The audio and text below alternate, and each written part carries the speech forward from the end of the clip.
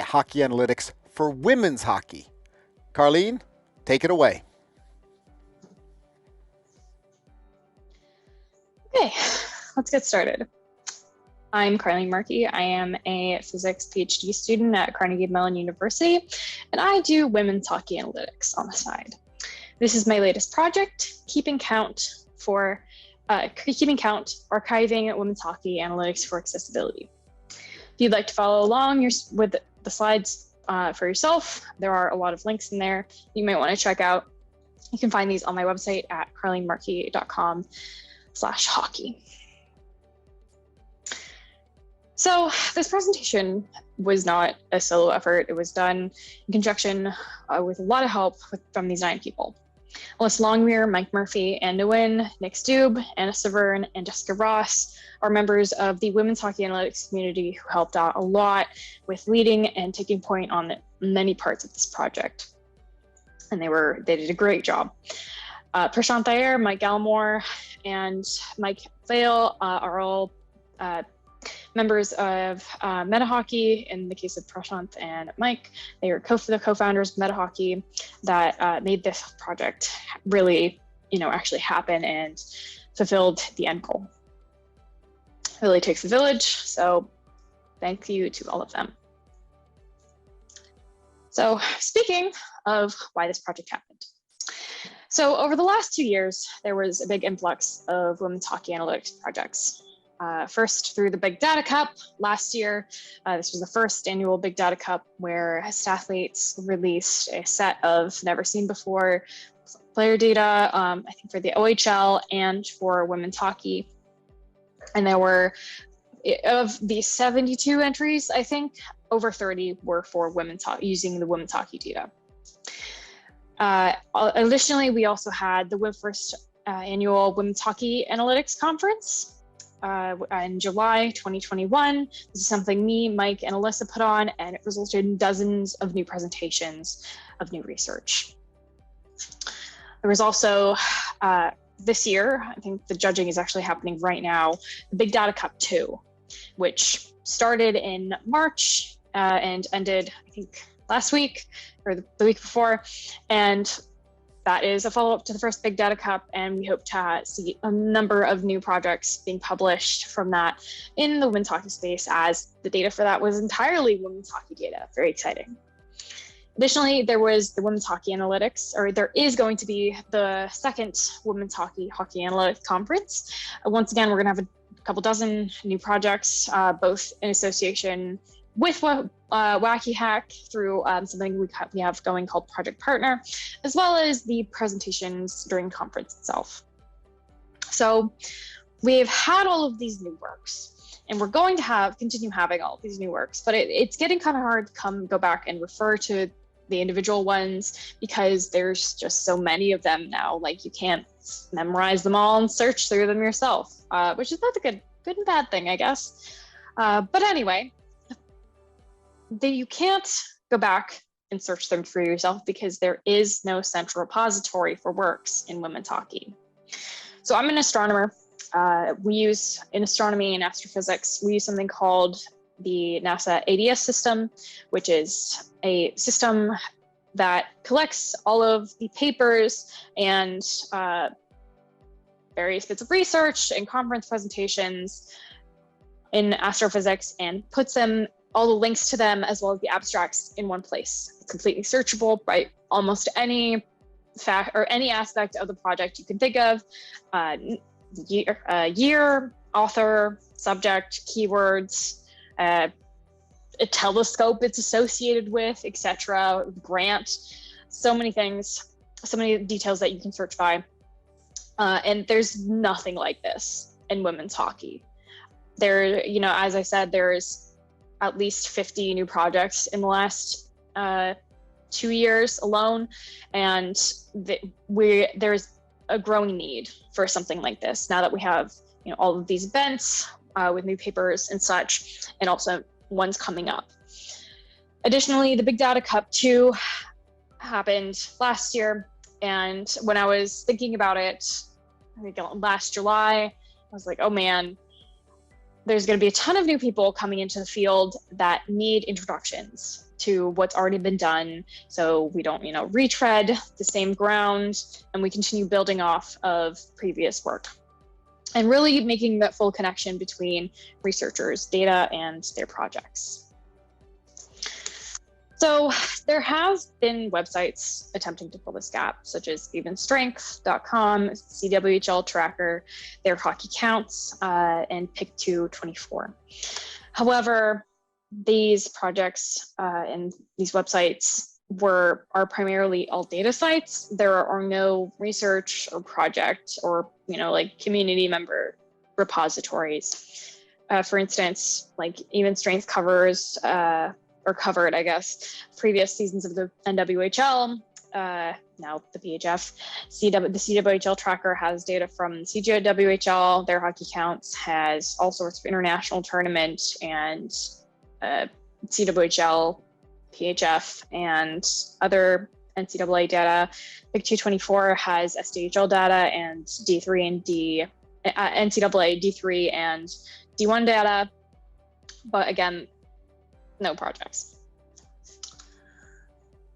However, there is a hockey analytics repository that exists. This is MetaHockey, metahockey.com, co-founded by Prashant Thayer and Mike Elmore, as I mentioned in the earlier part of the presentation, which some of you have probably heard of this website. It's been super popular over on Twitter these last couple of years, and historically it has been a really, really great resource for men's hockey analytics.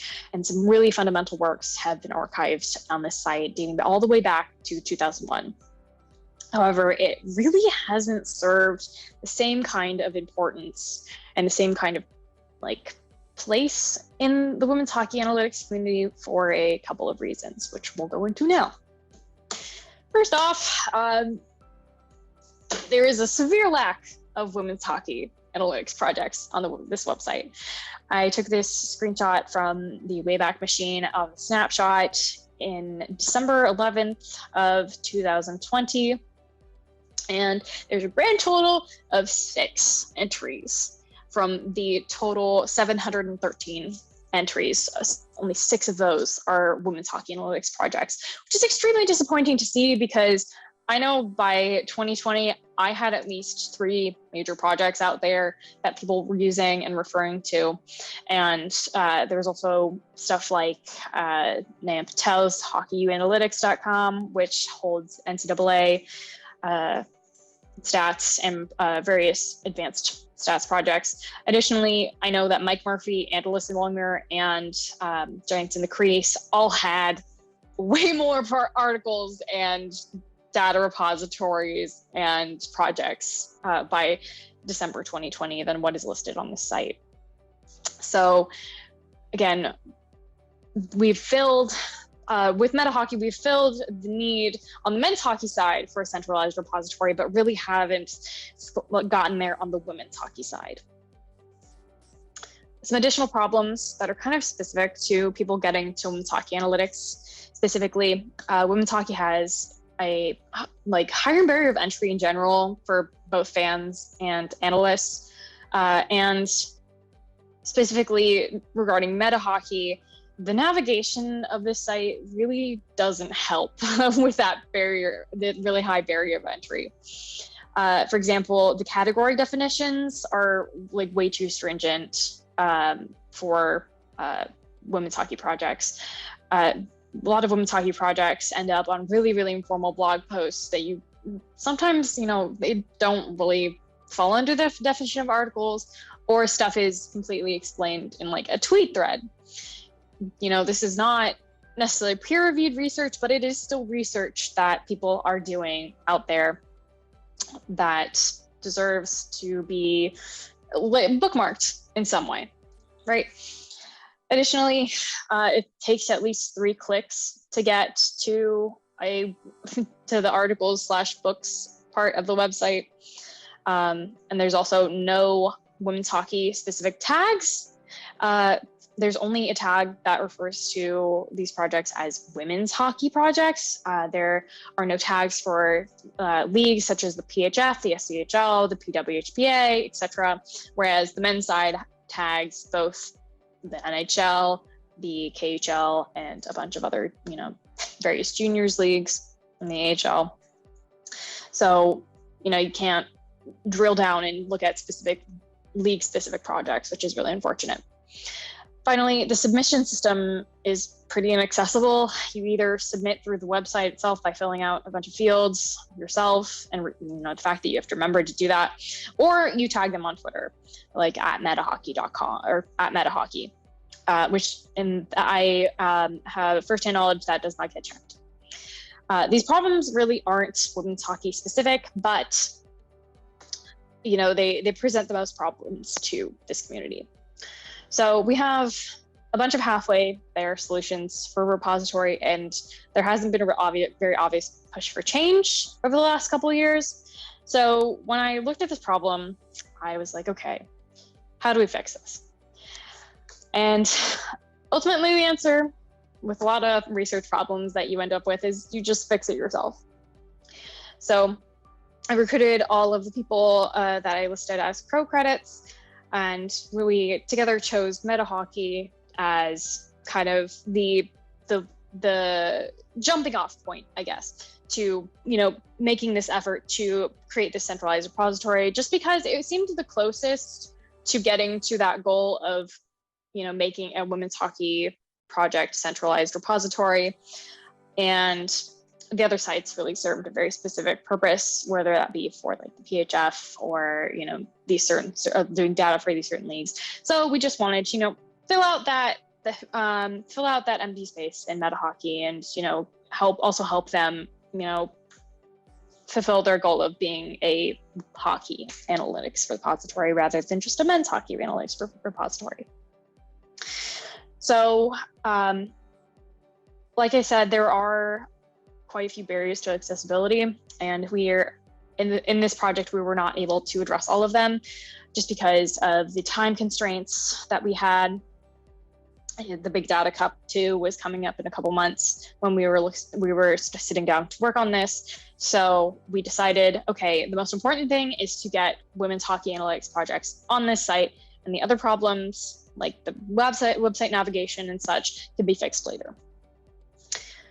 So now that we've decided on a website and a goal of archiving projects, we move to the archiving process. So this is going to be a walkthrough through of how we did the actual archiving of getting all of these projects together from out there on the internet and putting them into MetaHockey. So this first step was a pretty big one. There isn't an existing list of women's hockey analytics projects, so we had to figure out a system to find the most projects in the most efficient way. Thankfully, the benefit of a small research community is you remember everyone who's contributed and what data is out there. So we decided that the best way to do this would be to list out all of the people that we knew were involved with any type of women's hockey analytics projects, all the data sources for women's hockey, the various websites that we know of that have women's hockey analytics on them, and also the events such as like other conferences like CHAC, LINHAC, RITSAC, etc., that might have had women's hockey analytics presentations in them. So with this 2 archive list, we are also able to keep track of roughly what has and hasn't been archived with this labeling system. So yes means yes, archived. In progress means it is in progress or has been partially archived, and no, meaning no, has not been started. The archiving process isn't started for that specific person, data, website, event. So this list is not the biggest archiving list in the world, but it's still a pretty chunky list. And recognizing that, we decided that this was really an undertaking for more than a few people. There's a lot of projects and entries to chase down.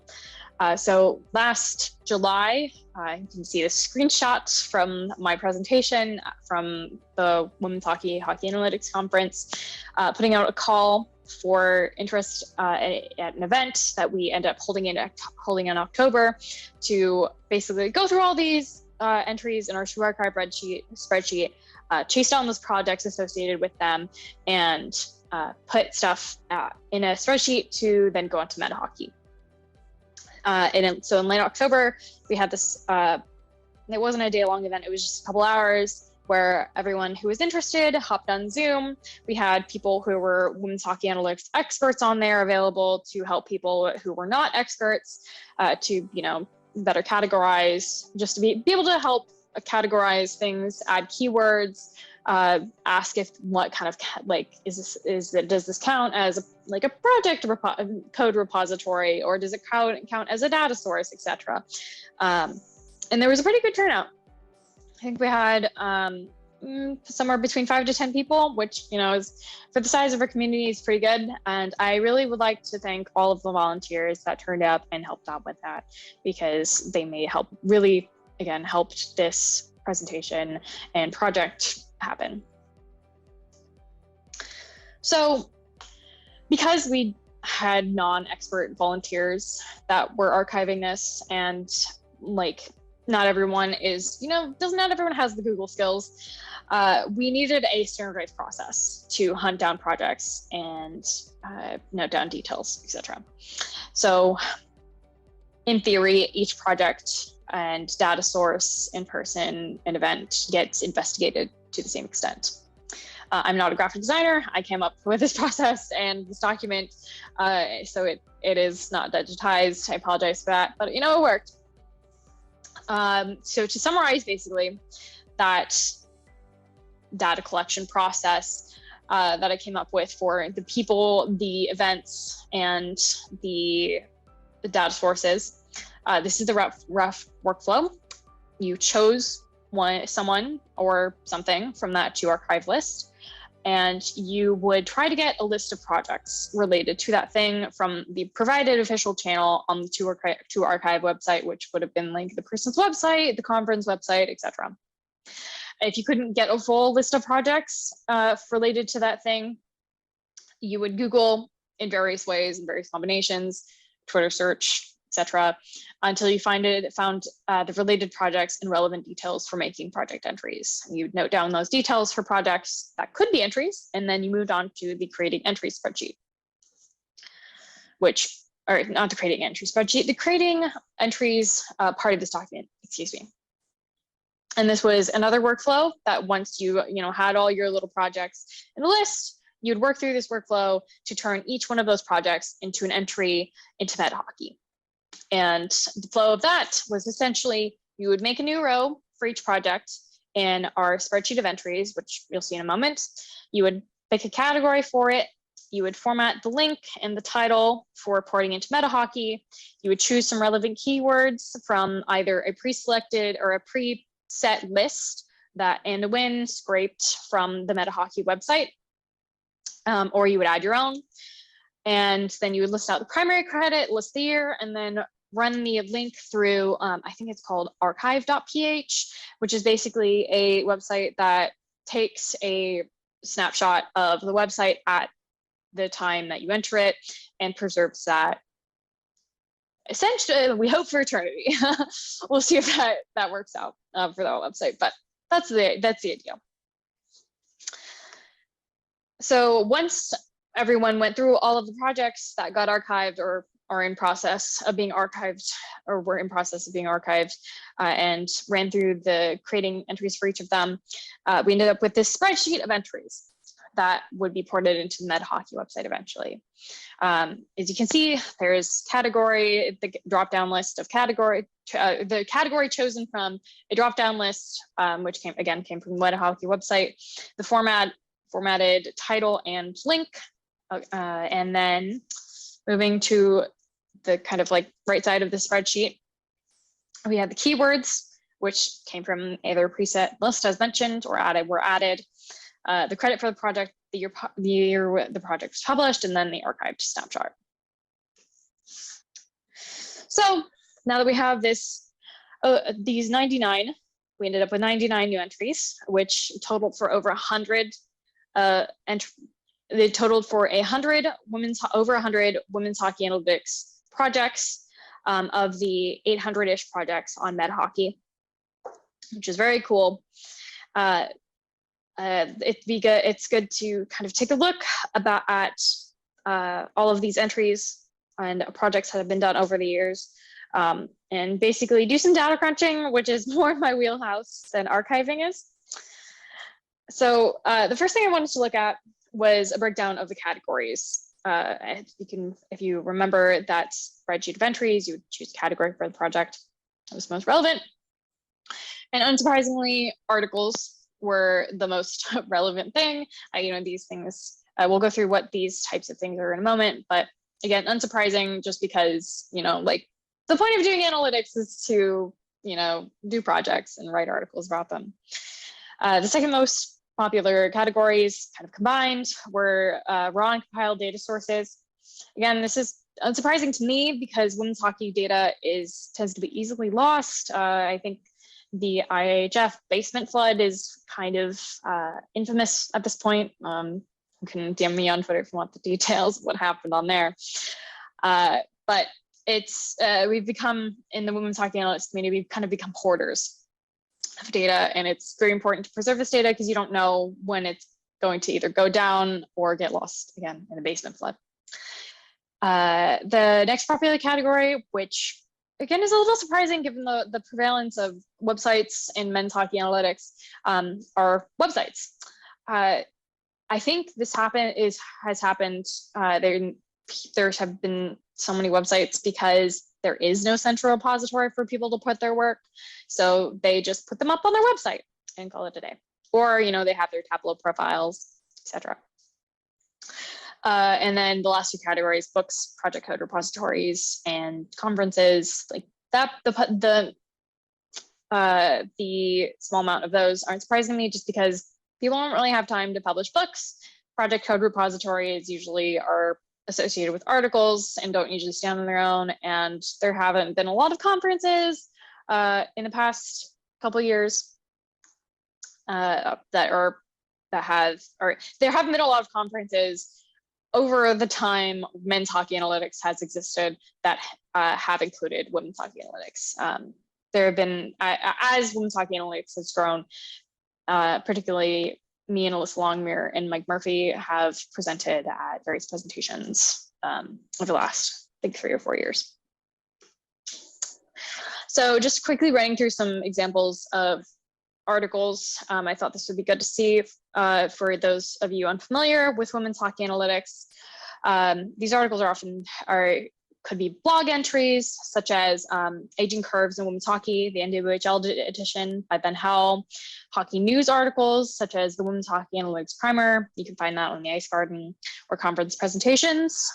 This one's called, or such as XG for Dummies, Building a Means of Measuring Shot Quality by the CW Pants by Spencer Facetta. And let's go through some examples of websites that you can find on MedHockey now. Interactive tools such as Shot Plotter, which you can digitally hand track game events, which is super cool. Data repositories, like I gave some examples of earlier, traditional advanced stat sites, and some subfield specific project repositories such as Grease Giants website, which is a lot of goalie specific projects. And finally, just to dive in the data, touch on the data for a moment, there is a lot of women's hockey analytics data out there. Contrary to popular belief, there is CWHL data, Olympics data, NCAA D1 and D3 data, IHF data, SDHL data, PHF data, PWHPA data, and the Swiss Women's League data. Those are all data sets that are available either through MetaHockey or through one of the sites that I mentioned, which is pretty exciting, I think. So to pivot for a second, change gears. I thought it's good to take a look at the top 10 keywords, just to kind of take a look at the types of projects that have been going on in women's hockey over the last couple of years. I think the top three are pretty self-explanatory. Counting stats, if we look back at the 2 Archive website, there's a lot of stats resources available, just because, you know, there's, you know, there's a lot of stats resources that we know of and that are available just because there have been, you know, time limited availability of data repositories in the past. So again, going back to that thing where the women's hockey analytics community really likes holding on to that data.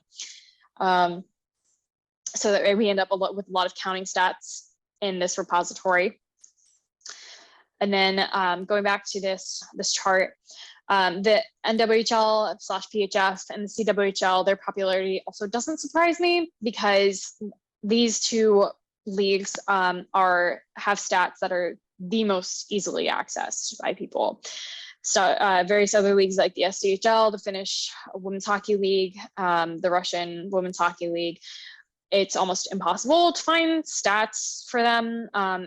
And if you can, they're often in a really weird format and don't have the level of detail that the CWHL and NWHL provided.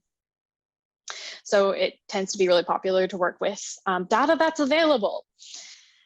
The next most popular keyword, goalies/goaltending, it's a little bit surprising, but when you know a little bit about the women's hockey analytics community and who makes up it, it's not as surprising.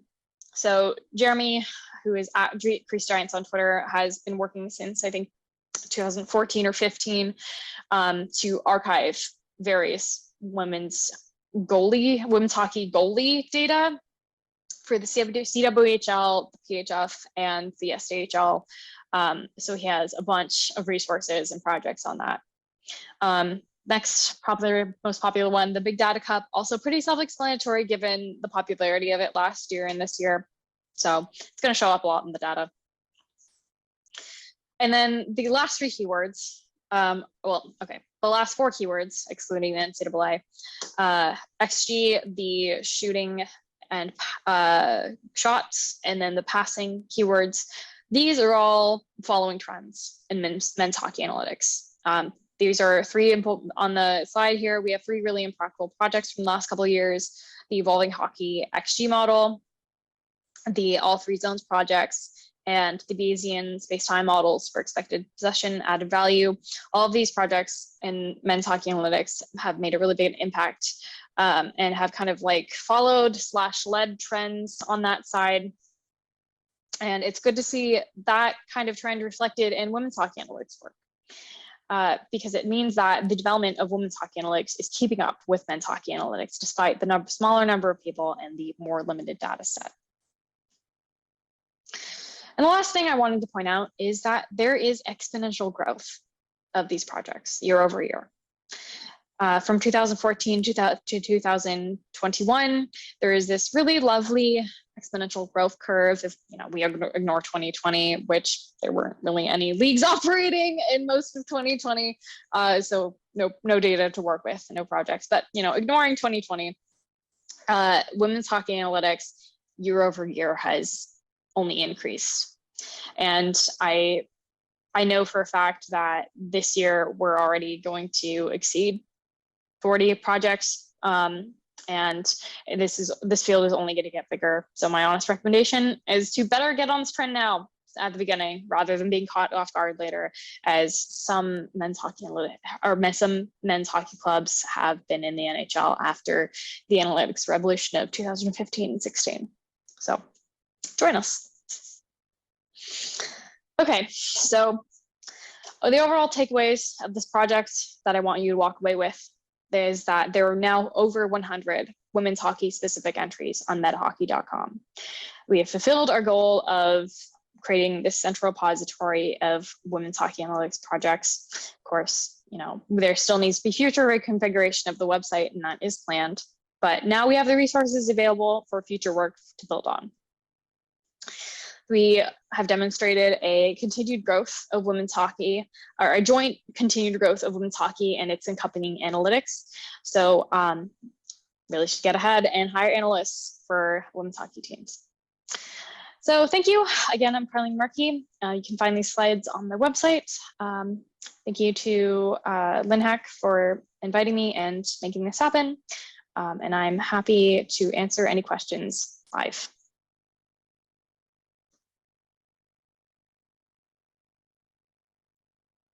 Carleen, thank you for the presentation. Do I have you on board? Can you hear me? Yep. Hi. Welcome. Thank you. Tell me, what would be the most important thing that you could get to be able to take the next step and to reach the different goals that you're looking for? Is it just financial, or is there other things that you could have use of? Do you mean like for like an individual looking to implement like women's hockey analytics, or like generally? For developing hockey analytics for women's hockey. How do we take the next step? You see that there are 40 projects that are happening now. The curve is going upward. What's going to keep that curve going upwards?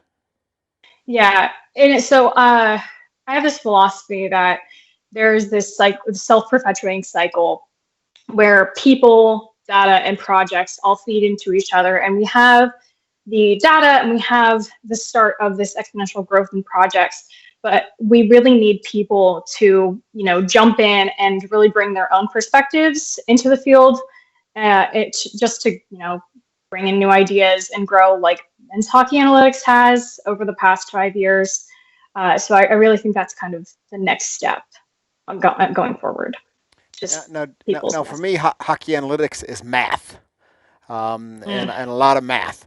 Do you see a huge difference between men's analytics and women's analytics? I wouldn't say so.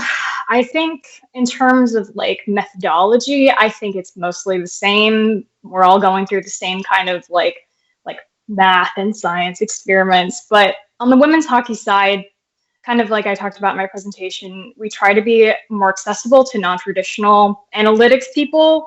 So for instance, me, Alyssa, and Mike Murphy are launching this thing called Project Partner for the Women's Hockey Analytics Conference coming up, and it's we're trying to get people who are like writers and content creators and artists, and trying to bring in their perspectives on the analytics process, because analytics is not just doing math. It's also the presentation, it's the interpretation and the understanding of the sport.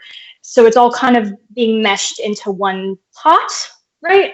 And math is just a fraction of that. So I think that from my perspective, women's hockey needs to have those non-traditional ideas, just because we have such a smaller resource pool, and you can't just throw 10 analysts at the problem. You have to have everyone buying in, from the coach on teams, and the journalists in the media, and also artists that have been getting into the space, who have been popularizing charts and graphic design elements. So it's a multifaceted thing to me. Now you're going to come back with us to be in a panel right after this. So I'll say thank you for your presentation, and I'll see you in a minute or two.